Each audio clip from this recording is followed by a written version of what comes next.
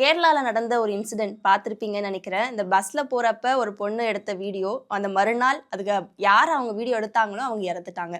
அந்த வீடியோவ பார்த்த உடனே உங்களுக்கு என்ன மேம் தோணுது? அந்த வீடியோவ பார்த்து நான் ரொம்ப வருத்தம், கோபம், அதுக்கு மேல ஒரு ஏமாற்றம், சமூகத்து மேல ஒரு ஏமாற்றம் எல்லாமே எனக்கு வந்துச்சுமா. வருத்தம் ஏன்னா ஒரு உசுறு போச்சு. ஆ தவறு செய்கிறவங்களா இருக்காங்கன்னு வைங்களேன். தவறு அவர் செஞ்சாரு செய்யலைங்கிறதுக்கு அடுத்தது வருவோம்மா.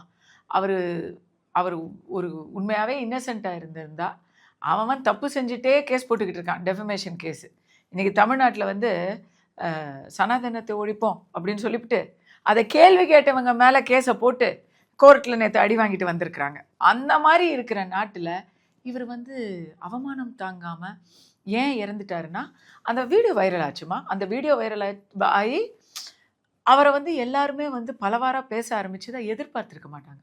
சாதாரணமாக வாழ்க்கையை நடத்திக்கிட்டு இருக்கிறவங்க திடீர்னு இந்த மாதிரி ஒரு கற்பனைக்கு எட்டாத ஒரு தாக்குதலை எல்லாரும் எதிர்பார்க்க மாட்டாங்க. இருந்தாலும் இதை பார்த்துட்டு இருக்கிற எல்லாருக்கும் சொல்கிறேன், ஒரு பிரச்சனைன்னு வந்தால் அதை எதிர்கொள்ளணும்.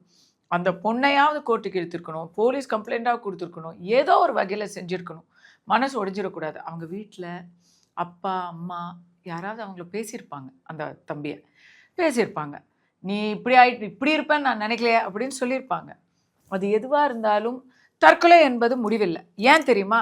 இன்னைக்கு அவர் தற்கொலை பண்ணாமல் நின்றிருந்தாருன்னா அவர் நிரபராதின்னு அடித்து சொல்ல முடியும். இன்னைக்கு அவர் நிரபராதியா குற்றவாளியாங்கிறது நமக்கு தெரியாது. இதான் உண்மை. அவர் தன்னை டிஃபெண்ட் பண்ணிக்கிறதுக்கு இல்லை, செத்து போயிட்டார். அது ரொம்ப அதை நான் என்னால் ஏற்றுக்கொள்ள முடியலை.